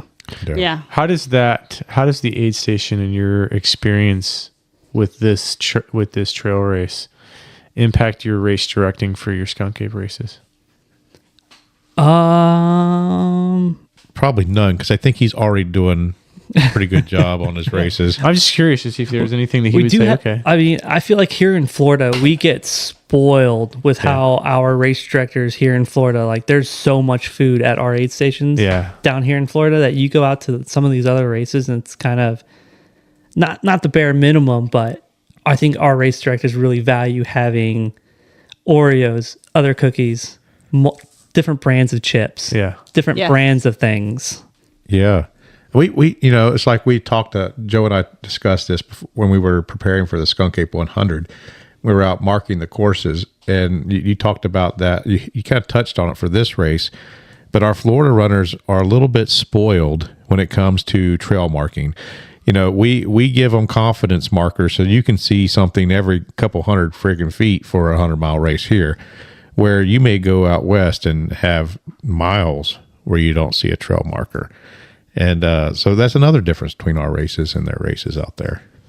Yeah, I think the furthest distance, I mean, maybe it was a mile that you didn't see a marker for, or at least it felt like it. I'd lose my shit. If I had went to a Skunk Ape race and I went a mile without a marker. You would be lost in a Skunk Ape race without Help me, it. Joe. And he'd be like, Caltopo. That's exactly what I would say. What, did you look at Caltopo? But you're required to have a GPX or the map, like Caltopo. Yeah. That's one of the requirements. Yeah. Either you have it on Gaia, Caltopo, I don't know, All Trails or whatever. As long as you have a copy of the map that you can access offline. Okay. Yeah. Nice. But there is a little bit of knowledge of land navigation that comes into it that maybe some even like our Florida runners, they might not have that experience. So it's something to think about when you're signed up for a race. Well, we have the Cross Florida 200 comes through here. That course is not marked. You're following designated trails a lot of times, but you have to have some basic navigation skills. Yes. Mm-hmm. Got to know what the orange blaze on the trail means if you're going to follow the Florida Trail. Yes. Yeah, because the Florida Trail will have like two facing one way, but like they're leaning the other way at one point. Yeah. Yeah. If there's a junction there, that means the Florida Trail is going to turn left or right. Yeah. Yep. And that other trail is, I don't know, a deer trail, another trail. Mountain bike trail in this area. So one other follow-up. What was wrong with your leg? So basically, it was best case scenario because it was just the tendons that were Oh man. that was going on. So is it I think not like super swollen? How long did it take for the swelling to go down? it only took about like a week. So is it an inflammation or is it an injury? I think it was just a lot of inflammation. Gotcha. That's what I'm thinking. So there's no damage to the tendon. It's just so inflamed that it's just not over working. like an overuse injury. That's my guess. Yeah. That would have to be my guess. 'Cause I think Okay, that's telling me you consulted Dr. Google and not actual doctor. No, he went to a doctor. He went to the doctor. Oh. And he showed me you did? He Okay. showed Yeah, he went to the doctor. he showed us He had a showed me boot. a picture of what it was. And the one thing Joe told me, and I'd never heard of this is a specific injury to ultra runners. Yeah, where you end up using your tibialis anterior overworkage, which causes stretch on the retinaculum. Rectum. Colon. Rectum, Rectum and colon. Oh, man. I mean, I've had my rectum. Your foot hurt so bad it was coming out of your ass. Basically, I had a colonoscopy one time, and they stretched my rectum colon. basically, these two different tendons, like they hold in place other tendons and muscles and that's where stuff. my shit hurts. Right there. When I power hike with you. So That shit Dr. right Google, there, that Dr. fucking shit Google hurts. says, Kevin, you're having an overuse injury. Yeah, I fucking wonder why. Because Shae power hikes at like a 12-minute mile. Well, that's where it's like, I reached out to someone I knew, and I sent her a picture where like it was like no pain, Pain. major pain, somewhat pain, radiant pain, and then knew exactly like, oh yeah, this is what it is. So the visit to the doctor, you did. I know your mom told me that we're taking him to urgent care once we get off this trail. So you did make a trip to the doctor, and I think my understanding was there was the foot and there was the breathing. So Yeah, the breathing, they told me just take Claritin. yeah, It's allergies. quit being a sissy. That's Take some- basically what it said. Just take Claritin. You tell me you were from Florida and be like, Well, I mean- I'm not from this elevation. I got a flight. I don't want to scare everyone. Oh, yes. Okay. He felt it at 9,000 feet or above. So there was obviously some elevation sickness going on there, right? And There's the only thing you do really, there's some medicine they can give you, but really best thing you do is just get to lower elevation. Yeah. What about bottled oxygen? I hear that's like they have small little ones. That's banned for the. Is it? Yeah, you're not allowed to have that. That's a drug. Interesting. That's like a new thing that's going on. It's like a sports enhancing drug. Yeah, I mean, they like have the little, looks like a little portable like oxygen. Yeah, I've gives seen you- those before. It gives you a disadvantage. I mean, or an advantage, and other people have a disadvantage because of it. Okay. Yeah. full of hot air already, so I don't need it. Yeah. No, weird thing. So I actually knew somebody in Florida who was a runner, and they just use those all the time in Florida. Oh. Well, I Yeah. mean, if you're having oxygen, I mean, you want your blood oxygenated. I mean, Yeah. I mean, the crap's But just gotta like work. on a regular like I doubt long it's gonna- run, that- they just go use the oxygen. I doubt it's going to contribute to your training anyway. Huh. Yeah. See a doctor get an inhaler. Yeah. They had an inhaler too. That's interesting. I remember But they like, also was like pure oxygen. It'll about make me 15, better. 20 years ago, it was all the rave to go to these oxygen bars. Yeah. Remember that? You go to an Yes. oxygen bar. Yeah, oxygen doping. That's a thing. Yeah. Well, it's like IV bars are like the hot rage. You wanna hear a At really least fun- it was for a couple of years. You want to hear a really random fun fact? Yes. So do you guys know what the term cribbing means? Cribbing? Cribbing. Animals do it. No. So cribbing is if you have horses, you'll know what this is. But like horses and giraffes, it's a weird thing that those types of animals do. They'll actually wrap their tongue around like a pole, and they'll suck their tongue back into their mouth quickly and grab all the air, and they'll swallow it. And they're actually oxygen doping. That's exactly what they're doing. They're getting high on They're oxygen. getting high on oxygen. Oh my God. It's called cribbing. It's actually it's an actual term called cribbing. Look it So up. so I'm so going this to look it race, up. I know some of the bigger races are now actually starting to have anti-doping measures in place, and they're actually starting to do drug testing and things like. So was this a race that had drug testing requirements in it? I had no clue. I'm not that fast. Yeah, you pretty much got to be fast. I started in the back. Did you read the rule book, Joe? I did. Okay. I read it too. It's very good. The rule books are very nice, very nicely laid out. So fantastic! Congratulations on a 100-mile race for you. I'm glad you finally broke your streak. I'm really proud of you, Joe. That's awesome. You going to long haul? I'll be back at long haul. Fuck yeah, let's go. I need to finish so I can freaking volunteer. Yeah. I will be the person telling every single person they cannot fucking quit. So I've So got lap one. I've got Tell 6 me. people that I will be yelling at. I'm not looking forward to it. Shay's going to make my life Bad miserable cop, bad cop. Yeah, she's gonna yell. because I'm going to suffer so bad. Oh yeah, we all are. It's gonna be great. I can't wait. So then, other than long haul, what's next? What's coming up? Oh, H9. H9. Oh, yeah. that's- Oh, you're back to H9 again, huh? Back again. That's it. H9 in long haul. That's it for the year.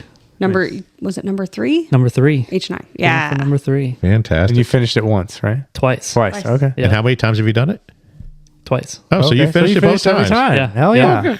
Freaking He's a natural A. climber. Heck Yeah, I yeah. love that. I love it. He's a natural climber and he's got plenty of aquaphor. That's all he needs. That's all you need. And oxygen.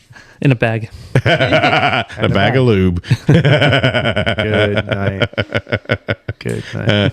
So, you're a race director, and for those of us that don't know, Joe is a race director and has a couple races that he manages. Heck No yeah! way. You have a race coming up here in a couple weeks. Tell us about what's Let's going on. go. Yeah, the OG race, the Skunk Ape Night Run. The one that started it all for you. That is the one that started everything. So tell us about the Skunk Ape Night Race. What's it all about, man? Are there still spots available or is it all wait list only? There's like 60 plus people on the wait list. Oh, Yeah. there's so many people. 60? 60. Yeah. Is there There's a is there lot. any way of opening up that to get more, or will they shut you down out there at the park? No, I've been trying for 2 years, but I think other race directors and other events that have been out there have caused me to only have a certain amount of people. Yeah. Well, that sucks. My question to you is will there be a police helicopter? I don't think so. Okay. But that had nothing to do with the race. I know it did.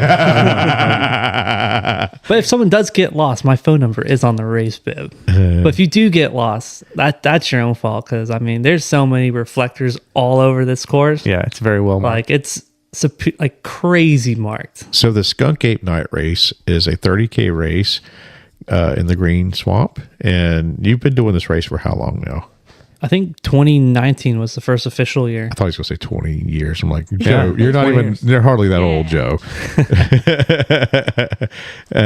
Which it's come a long way since year one. Man, it's become such a popular race. I mean, so why do you think it's so popular? I mean, you're the race director. What makes this race really popular? I don't know. I Is it the race director? Is just it the don't race? give a shit. Yeah. Is it the let's cult? go. Are we all The brainwashed? cult? I think it is. We drank the Kool-Aid. I think it's the cult. Like $15 a potluck. Like, it's like an over glorified group run. yeah, it's not a cult. And I think the Kool-Aid is actually Bob's Pickle Pops. Yes. That's drinking the Kool-Aid at a Skunk Ape event. You're He's damn drinking right. Bob's Pickle Pot. Oh, they'll definitely be Bob's Pickle Pops. I think they're sending me more. I was messaging this dude Pete today. Yeah, they messaged me too.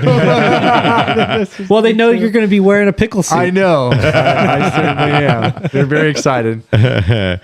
Yeah, they've been fantastic for the Florida running community. I don't know how they are in other areas, but Florida, Bob's Pickle Pops is all over it, man.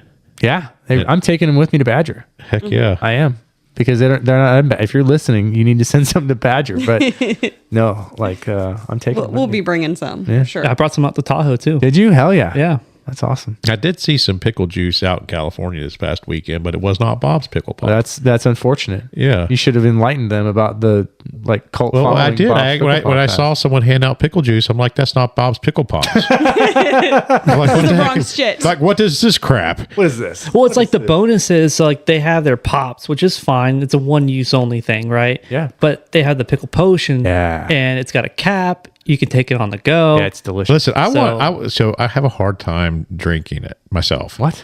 I have. Get out. I've tried. This I've is your tried. house. Get out. It's not worked really great for me. But I think maybe if they had some other flavors, like some sweet and sour pickle, They have a jalapeno or one. or like They a do. spicy They have pickle. Give me. Oh, They have a fire spicy hole one. during a race. Give me some Oh, no. not just dill pickle, but let's have some other flavor pickles. Bread and butter. Yeah, some bread and butter pickle would be great. You know, I like that sweet and hot. Yeah. Yeah, maybe that would do it for me. Well, some since sriracha. you're running, maybe we'll make you a Bob's Pickle Pop mixed drink or a special. Ooh. Some kind of special How thing. about some pickled vodka? Well, I'm going to be running Joe's race. Blech. And I will be in St. Augustine the 10th through the 20th. So I'm going to come home that morning and drive straight over. Matter of fact, I might even have to see if I can find me a camp spot and just take the Taj Mahal from St. Yeah. Augustine straight over to Dade City. I love it. Dude, I'll stay in the Taj Mahal. Then I don't have to drive back the next day I love this idea. This is great. or that night. There is free camping at the Green Swamp. Hey. Will it fit the Taj? And last time I tried fit. last time when they had you had the 60K that I ran, and I was going to stay out there. The other side of the park was reserved for some bike festival or something else that was going on over there, so I couldn't get. So you got an in? I mean, you can always park the RV at my house. Heck yeah, we'll do it, man. So how many people do you have running that race? So it'll be 160 on paper, and we'll see who shows up. That's Yeah. a lot. Do you typically have a lot of did not starts, DNSs? I think normally it's about like 15% of people just don't show up for races. Is it because you think it's because it's an inexpensive race and they're not feeling so guilty if they're out the money, or I don't know, because I feel like it's like between Revenge, Night Run, Wild Boar, yeah, I mean even Skunk Ape 150, it's about 15% of people won't No show shit. up. huh? So weird thing. So when you were talking about like the percentage of people that finished in DNF Tahoe, about out of 250 runners, there was one DNS Wow. because you're spending that much money on Heck yeah. Tahoe. If I'm gonna spend that kind of money, you're I'm fucking definitely starting. showing up. Yeah, I would definitely show up. Even in a boot, I would show up to that race. Walk to the first aid station. Well, yeah, especially if you missed all like the periods where you can like transfer to the next year or get halvesies off or Yeah. whatever. Yeah. Oof. Well, I'm really looking forward to the Skunk Ape Night race. I've had so much fun at all of your races, even the 60K, which is a little difficult to go back out and do I a loved second loop on that thing because it's a 30K loop course. But the night race is just super fun. It is a lot of fun. That was my first 30K. Yeah, it's dark. You get a shit ton of mosquitoes. Yeah. That fucking haven't water run it crossing is July. I've run bullshit. the course, but I'm not going to run. I want to be volunteer. The water. I like volunteering it. Yeah. Well, we look forward to having Where's the Finish out there at the aid stations this year. So We'll be at the Mermaid Station. Yeah. Right? Yeah. Yeah, James I know it wasn't 2.0, but I couldn't help it. James will be out there again. He's going to be out at the first aid So station. this is the first time that aid station is going to be staffed, isn't it? Yeah, because normally the first two aid stations are unstaffed, and then Yeah. Berm and Cedar Pocket they have a crew out there. So excited to see our good friend James Mathis back out on trail. He's had a break with some medical issues and he's had a break from trail running, but it's so fantastic. No, he's going to be out there supporting us again. Shout out to James. Yeah, very Mathis. excited. Oh yeah, You've got a lot That of last aid volunteers. station, is that one going to be manned or unmanned? which one? The very last one, like right at Before the the road. road. Yeah, Oh yeah, Cedar yeah, Pocket. yeah. So the Tush group, the Trail and Ultra Society Hernando, Oh, they're running that one? and that group is OG Skunk Ape. Oh, like, cool. like year one of Skunk Ape Night Run, where like everybody got lost. I lost the results. The course was poorly marked. Like no reflectors. They're from the year one Skunk Ape. Nice. Every now and Bring then it I back. run into someone that's at that race and they tell the story fondly. I doubt they were so fond about it the first time when they were doing it. Great. Yeah, so you may not be able to run it because there's a very long wait list, but you could definitely still volunteer. So if you want to volunteer, what day is it? July 20th. Okay, so if you go on Ultra Sign Up, you can volunteer, and it's going to be a lot of fun. And if you just pile up in someone's car with people that are going, we'll find somewhere for you to go. Yeah. There's And there's going to be a enough. lot of food at the end. Like, there's Yeah. going to be a lot of food. So bring potluck stuff Bring and potluck. volunteer. Yeah. There's always a ton of food out there. The mac and cheese goes quick though. Yeah, where For do the people you- who bring- I have never seen the mac and cheese. Oh, it's you. So a couple It goes things, quick. a couple things with your races. It is a Trail Sisters approved race, and that is fantastic. I'm learning more and more about this group, and there's so much going on right now in women's trail racing and ultra racing. And there's there's a lot of efforts being done out there right now to be more inclusive. And I think your races are probably about 50-50 right now on male female, right? Typically they're pretty close. Yeah. So fantastic. I mean, we're just seeing so many new people enter into trail running because of things that like what you're doing with your races, Joe. That's just really exciting. Thank you love for it. doing that. I don't know. I just like to have fun. Yeah. I think we should turn this shit into mini Javelina. What? It's not. Oh, it's fucking gonna be. If we all work a 9 to 5, like a normal day job, you're forced into a professional setting. Why the hell would I want to go out on my weekend, go run in the woods in a professional setting? Yes. No. Exactly. I want to get away from that, Yeah. that professionalism. I want to just go out and have fun and not give a shit. So you'll see me in a pickle costume. That's fucking why. Right Exactly. there. I got you pickle socks too. Oh, fuck yeah. I'm so Nice. excited. You can keep the socks though. I don't. That's fine. You don't want them back? So what about You can sell them on eBay. Yeah. so on after my that? Feet Finders website. after that race, you have Wild Boar coming up after that. And how are we on that? Do you have any seats open for the Wild Boar, or are we sold out on that one too? Well, let's talk about what the Wild Boar is a little bit. So while he's looking that up. Yeah, so the Wild Boar is another night race because Joe loves to bring people out in the dark. And it's a half marathon, so a little bit shorter distance. It's an out and back. It starts the same place as the other Skunk Ape races in the Green Swamp, but you'll go to the end, turn around, come back. There's about there's a river that you have to swim across at the end. Jesus Christ! So and it grew and grew and grew every time we talked about it. Last year. And it's in the last, like that's the turnaround point. You hit the McNeil Trailhead, and there's water there. Yeah, it's like neck deep. It's at least a half a mile wide. Yeah, at least 7. At least Hey, 7. did you realize that Ultra Sign Up now includes the total price? So like They they do. include a tax and everything. It's a California law. It is, yeah. So Yeah.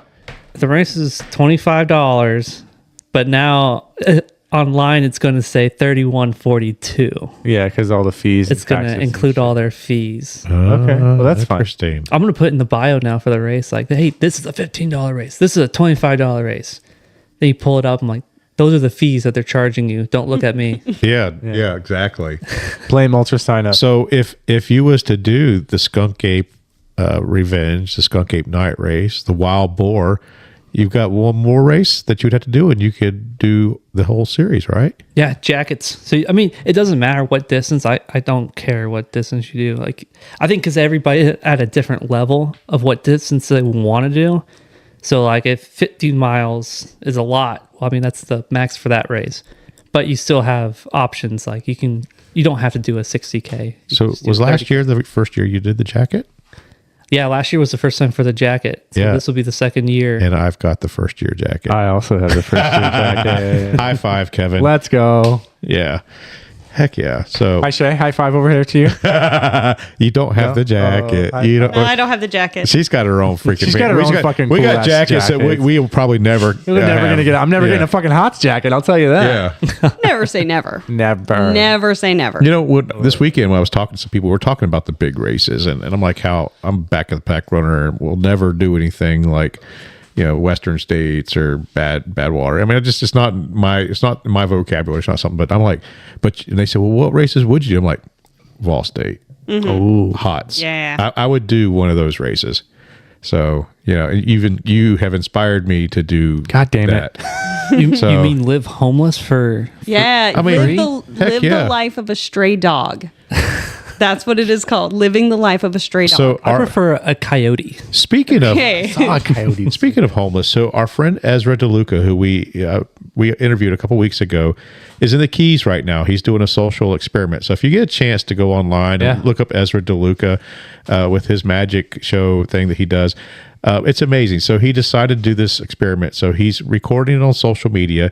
He took 2 changes of clothes, a backpack, and no money. No money. And started just He do it- hitchhiked down. Yeah, He hitchhiked, doing yeah. street performance and earning his own money, and to make he bought a ticket.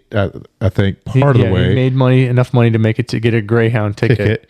Yeah, down to to get to the Miami. Keys, and now he's down there doing street art and just trying to Busking down on the pier. The pier. Yeah, just trying to survive. Mallory Square. And seeing how well he can do over a period of time doing this. So it's a really interesting. I don't know. I experiment. saw something and he had like all these bills. So it was, All I know is Yeah. he was Doing chasing good. a fucking rooster. Yeah. well, He was trying to eat it. He was trying to they're catch it to eat. protected there. Oh, well, he was, Oh He yeah. could go to jail. well, at least he's got fucking food. So go on social media, check out our friend Ezra DeLuca. Yeah, it's been a fun story to Yeah, watch. it has been interesting watching. And he told us he was going to do this on our podcast. And I really didn't quite understand the full concept of what he was doing until I've now been following him on social media while he's doing it. It's pretty cool. I would last about 8 minutes. At least It's 7. You're going to have to last through Tampa Bay. Oh God. Heck Don't remind yeah. me. Don't remind me. So Tampa Bay, how are we on registrations for? Is there any seats open for Tampa Bay 100? Tampa Bay is sold out with a wait list. Wow. Yeesh. I don't know. Did you tell us whether we had a wait list or not for Wild Boar, or we? Oh yeah, we kind of circled squirreled. to that spot. I think there's 32 spots left. Oh, you got time to sign up. So sign up for that one. I mean, It's a come half on. marathon, guys. Yep. Yeah, That's yeah. fun. I'll probably want to volunteer at that turnaround aid station again. That was fun last year. Yeah, I probably won't run that. I tripped over a cactus and it impaled into my shin. That was not fun. And then there are 26 people on the wait list for Tampa Bay 100. So, go. hey, is there any future plans for like a Tampa Bay 50? I think Laura Bradley, she's working on something that it's going to be just run by Laura. Okay. Okay. Nice. So it won't be associated with the Tampa Bay 100, but it'll be something. There'll be some kind of a 50-mile urban jam. The course is probably going to change every year. Yeah. Or at least change directions every year. Okay. And then the only other race that you have, we really haven't talked about, is the Skunk Ape 100. So registration's open for it now, right? It is. Yep. So we have 50-mile distance, 100-mile distance, and that's going to be in the on the Greenway, the Santos Trail area that we run in all the time. What if someone signed up for the 100 and the 50? Well, then you would run You 50, can't. and then Well, you would I run guess the they're 100. kind of SOL because They start at the same time. you just spend all that money for no reason. I'll take it. But what if you meant the 50 at the cutoff though? Oh yeah, what Are if you- they went out What back, if they went out back, So are you trying to say they did 3 outbacks instead of 2 outbacks? Yeah. And was able to meet the I cutoff? was able to meet the cutoff. I guess I'll just give you a 50-mile plaque and a buckle. Yes. Trying to make something out of nothing here, Joe. They're there. Congrats. Nope, can't have it. Are there any other race ideas you've been throwing around that you'd like to put out on the podcast, or are you still thinking about any future races you might do one day? I've got so many ideas. I just need to make the time. We need to 100K. figure out the scheduling. How's Colleen going to feel about you having another race? That's the first discussion. So Colleen is his girlfriend, and he has to run everything through her. So Of course. yeah. He doesn't have to. Well, if he wants to stay happily, in this relationship, he's going to have to. I mean, that's a smart decision. Well, I think it's important, you have that work-life balance, you have that running life balance, but you have to make time for like your family. That's right. Yeah, Yeah, for sure. absolutely. And your chickens and your turkeys. And your cat. And guinea pigs. Guinea pigs. pigs. Yeah. I forgot about the guinea pigs. Yeah. Squeak, squeak, squeak, squeak, You need a squeak. capybara And the next. quail. Have you seen the button quails? My sister got a bunch of the button quails, and they're like these teeny. What? Yeah, they're tiny, tiny, tiny little. What do you quails do when with they it? hatch. That sounds horrible. They're just for fun You don't eat because them? they can't do Can't shit. snack on them. You can't eat them? Just No. like one bite at a mean- Is time. it like popcorn? Yeah, it's just like a bubble gum. Are you eating your quail? We haven't. No, we've just been eating the eggs. Actually, Okay. really selling the eggs. They've been flying off the little egg stand we've Shut got. up. Flying. If you're ever in Dade City, come by some. Dang it! I should have asked you for some duck eggs. What's the name of your farm? Fuller Fresh Farms. Fuller Fresh Farms. Full of fresh. Like Flavor Flav. That's also your rap name. Is Fuller Fresh. it doubles as your farm name and also your rap name and your label's name. Oh, man. Hey, listen, you brought me some eggs a couple months ago, and those things were fantastic. Great eggs. I don't know what you're feeding them. They were chickens, great when but we they were had good. breakfast. We feed them all the scraps. That's it, man. Do you let your chickens free range? Occasionally we'll let them run around the yard, but for the most part, they stay in I have this massive run. It's pretty huge. They kind of just hang out, stay in there. Keeps them safe. Seems like Yeah. chickens that can get out and eat the bugs, like they have the best yolk. Like it's the nicest chicken egg. It's because it's not stressed. Yeah. So kitty. Seriously, if you look at Chicken. the color of the yolk, that will tell you if the chicken's stressed or not. Oh, I love that dark, I totally made that up. dark. okay, good. I thought I totally made that. Oh my god, I'm gonna be sad every single time I you eat crack an an egg. egg. Like, oh my god, this poor chicken. It's a true story I just made up. that dark yellow yolk from a chicken you get from home. I think it's because if they're eating bugs, they get protein in their diet, and that actually contributes to it. Yeah, I have no idea. But Could it also be because your chickens are cannibals? Well, Chicken feed's expensive. chicken feed's expensive. Hey, do you know, okay, let's not talk about what chickens actually eat in a chicken farm. Like actual Yeah, no. They'll farm. eat I just- each other in Like, that that's- place. that Like that's shit's fucking- insane. No, I That's just like get, I just it's get like sad. chicken prison. Okay. Like we're giving these dudes watermelons and Yeah, leftover salads Yeah, that we they're- never ate Oh, a week okay. ago. So they get watermelons, but the skunk ape runners don't. Oh, snap. Joe. Well, the good news is for next year we're gonna have more than just one watermelon in the budget. That was so fucking good. All right, and with So- that, I think unless you've got anything else. I think that's a good place to end this one, Shane. All right, so go ahead and follow us on the social medias. Follow Skunk Ape events. Get on wait list get on the volunteer list. Get on wait list for any of the Skunk Ape events races and all the good stuff. I can't remember what I was going to say. All the good stuff. All the good stuff. All the good stuff. Get on all the yes. good stuff. Do All the the good things. stuff. Sorry. I know. Listen, I know exactly what you're gonna say. Are you ready for it? I'm ready. Let's go.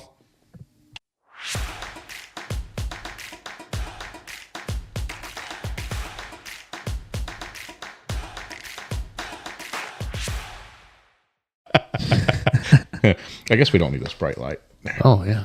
And is that your ring light so you look all fancy when you're taking your got a little selfies? webcam right there. Because I'm on you video. you gotta look pretty when you're doing cam girl stuff. Yeah, I'm video chatting all the time. When he's on Omegle. I look sexy. for his OnlyFans. Hey, that got shut down. Showing my feet. Ooh. All right. Feetfinder.com.